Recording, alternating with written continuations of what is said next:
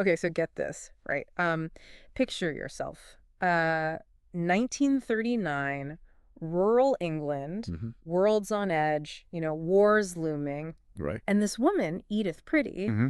she decides to investigate some mysterious mounds on her property. Mm. So she brings in Basil Brown. He's this self-taught archaeologist. Wow. What they find ends up, like, totally rewriting history as we know it. That's amazing. It's the story of Sutton Hoo. Ah, Sutton Hoo. And, you guys have been asking for the full scoop. So, Yeah.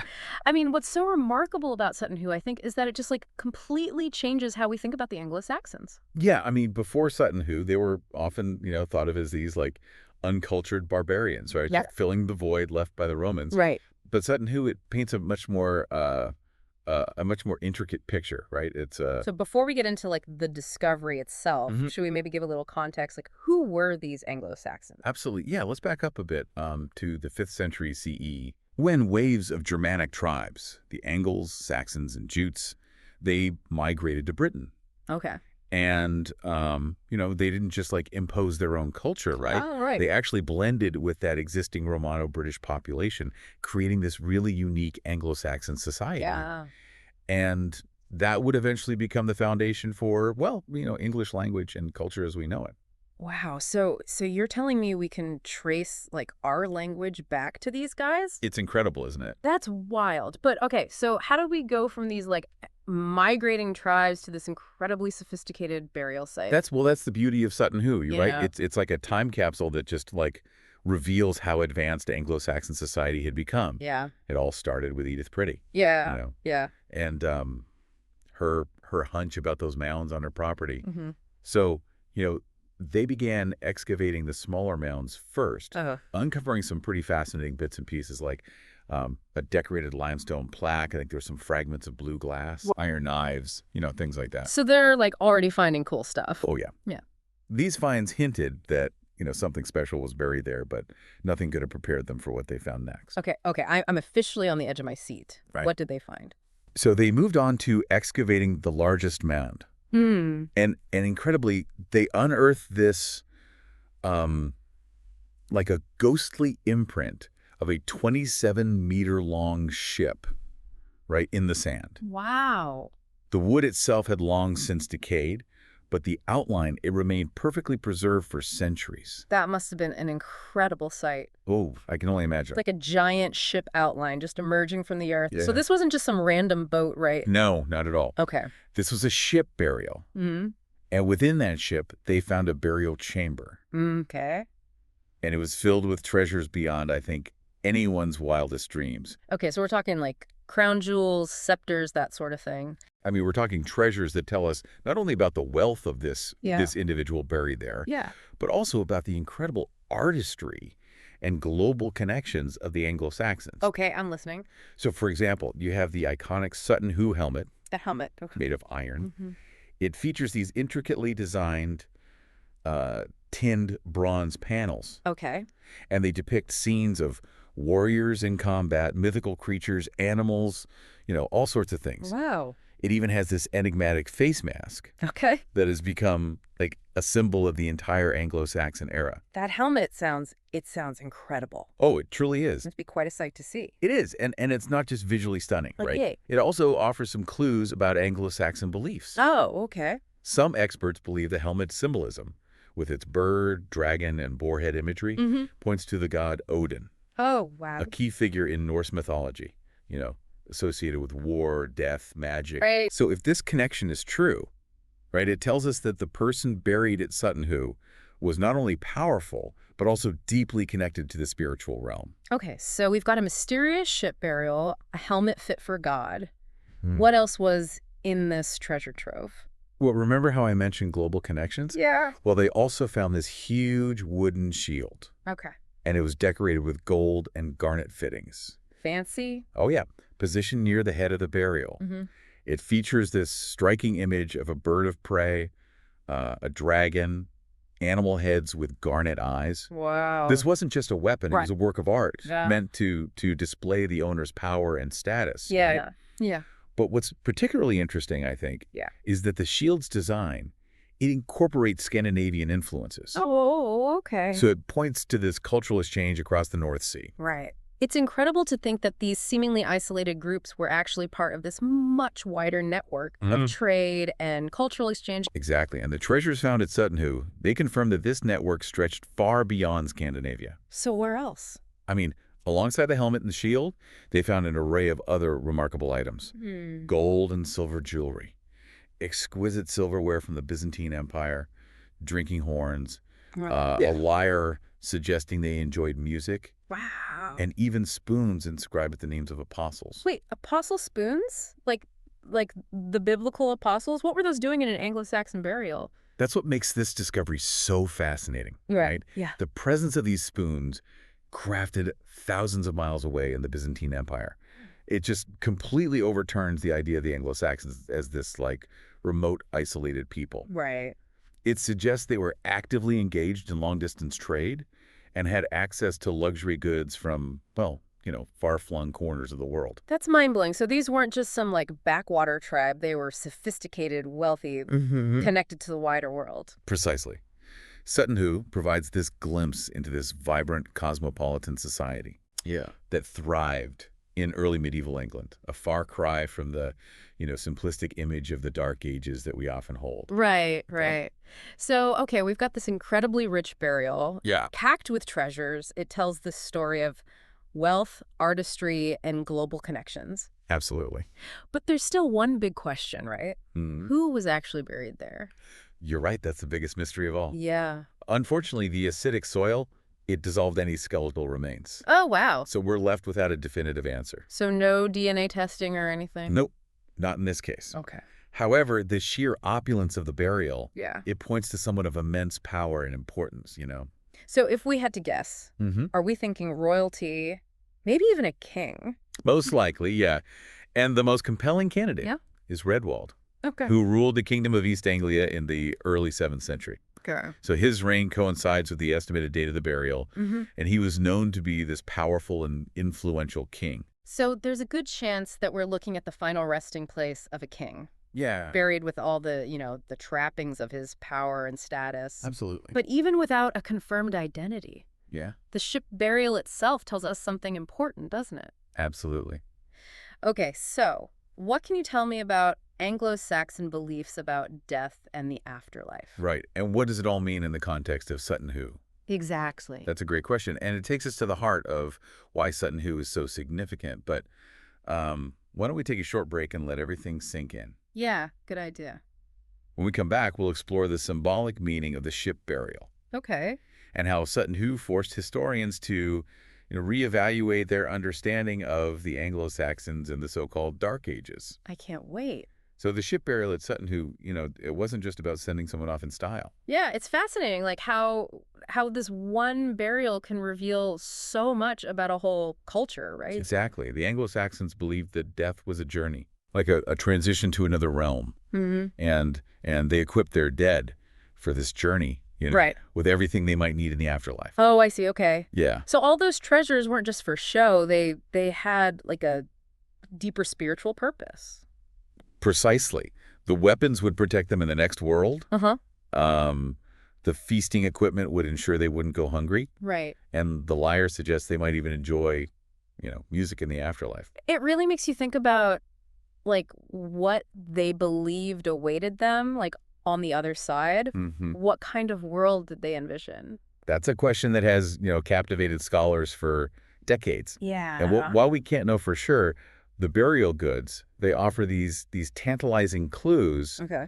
They suggest a belief in a hierarchical afterlife, where status and power continue to hold sway. So king in life, a king in death kind of thing? Potentially, yeah. And the inclusion of the ship, it adds another layer of meaning, right? Okay, how so? Well, ships were not only essential for, trade and warfare, Right. but they also held this deep symbolic significance for the Anglo-Saxons. I see. They represented a passage between worlds, like a vehicle for navigating the unknown. Okay, I'm starting to see the bigger picture here, but let's go back to the identity of the buried individual. Yeah.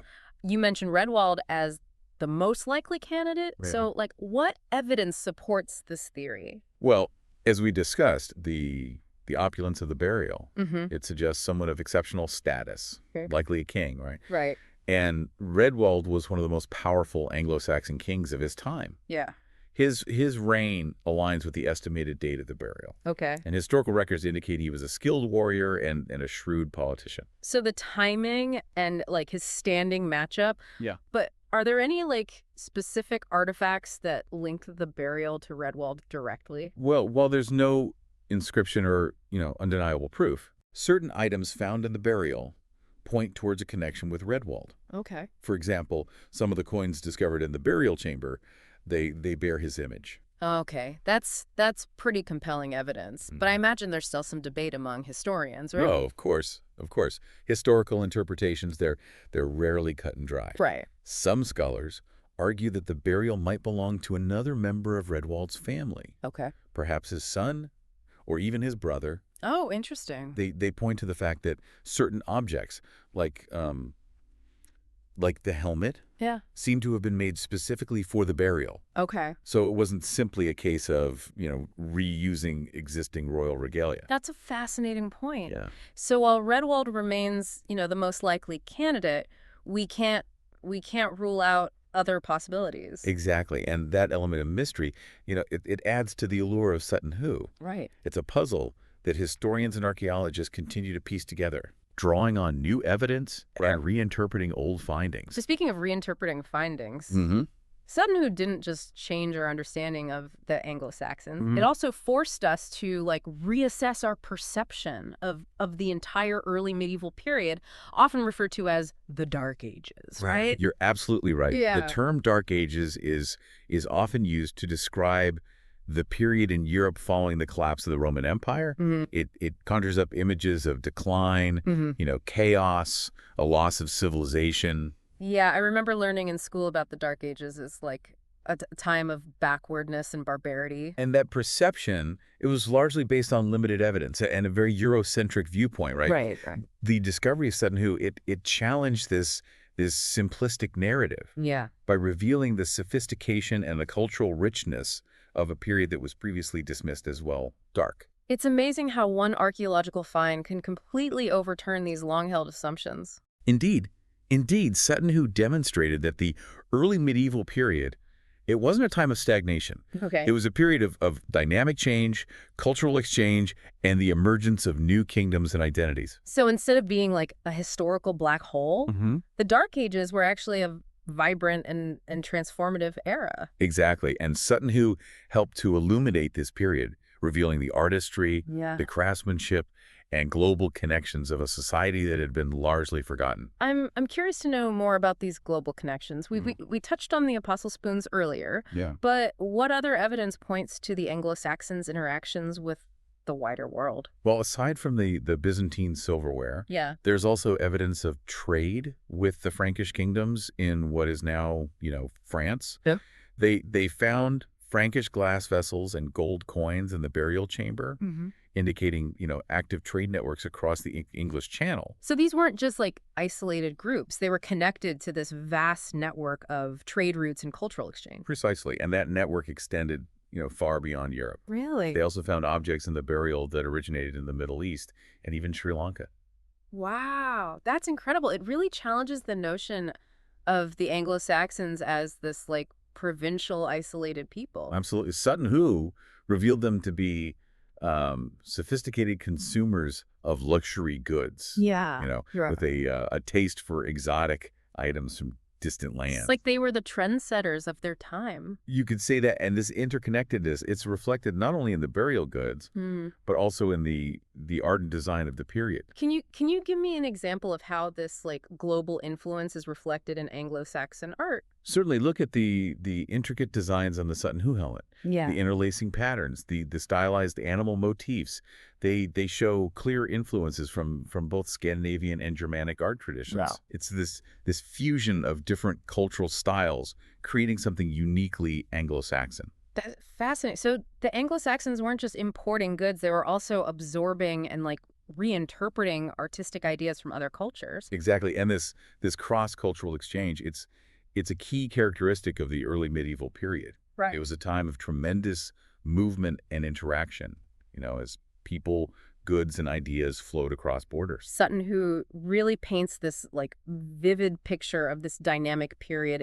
It's like a snapshot of a world in flux where old empires were crumbling and new societies were taking shape. You've hit the nail on the head. Yeah. And the Anglo-Saxons were at the forefront of this transformation. Their kingdoms would eventually, coalesce into England, laying the foundation for the nation we know today. So Sutton Hoo isn't just about like a bunch of shiny treasures. It's about understanding the roots of English identity and the complex forces that shaped, the course of history.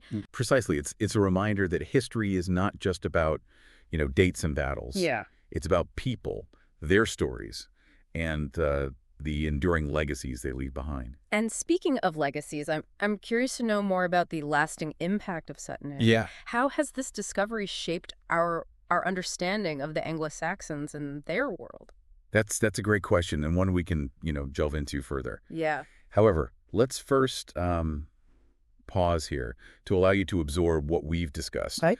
When we return, we'll explore the profound and multifaceted legacy of Sutton Hoo.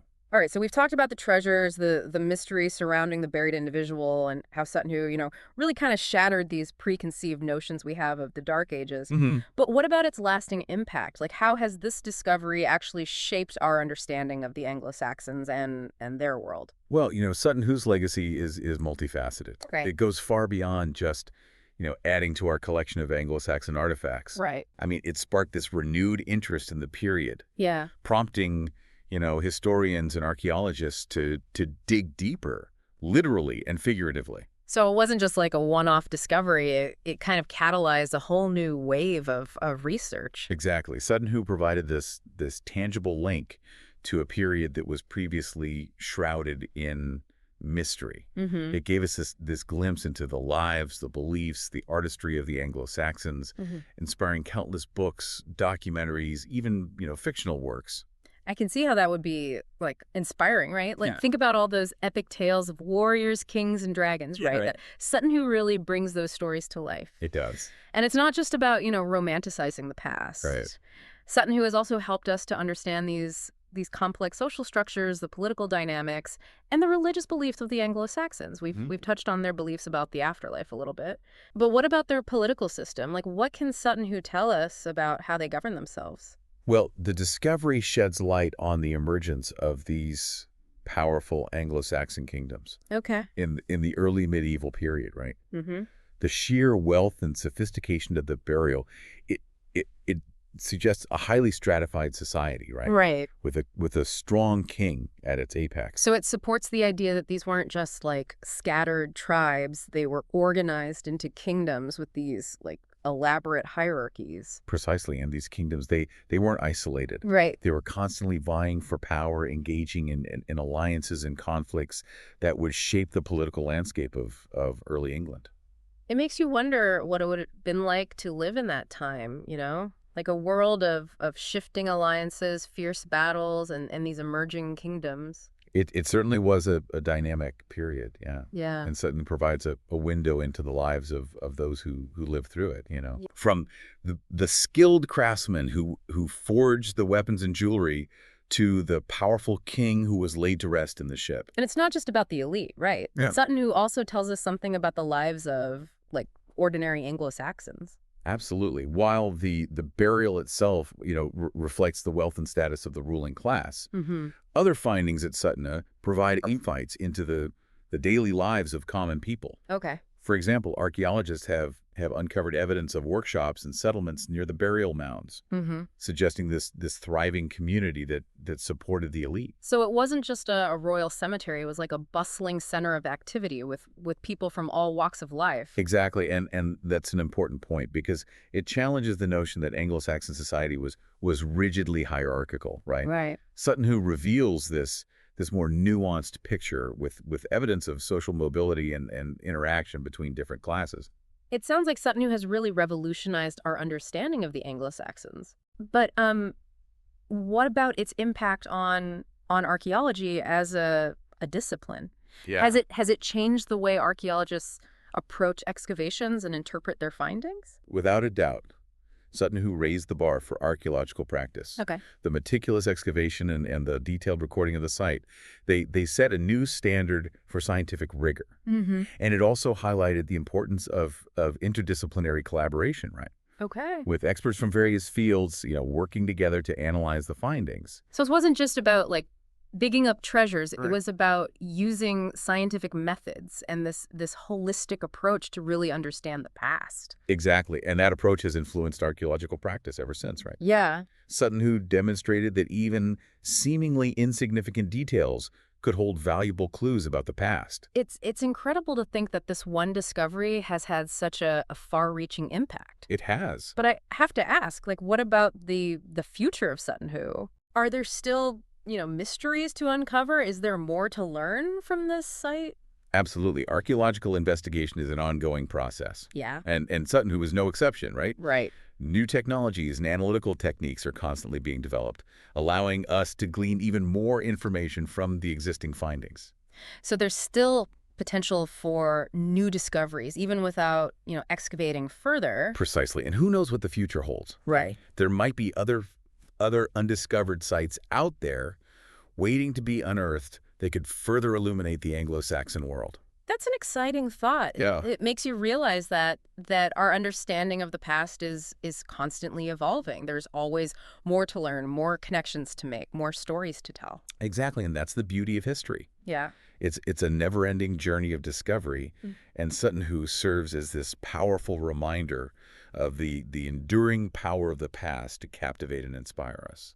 Well said. Well, as we wrap up this deep dive into Sutton Hoo, I want to thank you for sharing your expertise. It's been an incredible journey through time, uncovering the treasures, mysteries, and lasting legacy of this remarkable discovery. It's been my pleasure. Thank you for your insightful questions and for joining us on this exploration of the Anglo-Saxon world. And to you listening, I hope this deep dive has sparked your curiosity. And if you're ever in England, I highly recommend visiting Sutton Hoo in person. Oh, yes. It's an awe-inspiring experience to stand among the burial mounds, It is. and imagine the world that existed centuries ago. And even if you can't make the trip, there are countless resources available online and in libraries, to further your exploration of the Anglo-Saxons. So keep exploring, keep learning, and who knows, maybe you'll make the next great discovery that rewrites history. On that note, we bid you farewell. May the treasures and mysteries of Sutton Hoo continue to spark your imagination and remind you of the enduring connections we share with the past.